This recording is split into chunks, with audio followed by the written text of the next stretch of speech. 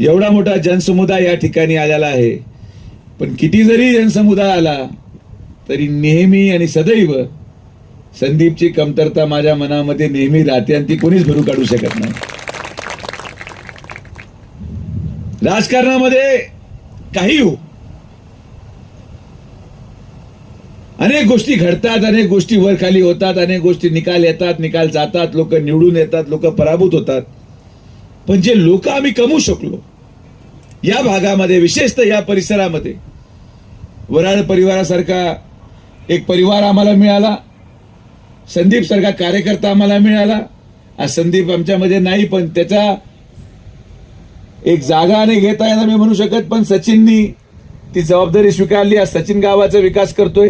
दिनेशची मला आठवण यासाठी येते, ज्या तालुक्याचा इतिहास फोडाफाडीचा निवडणुकीमध्ये राहिला की अनेक लोक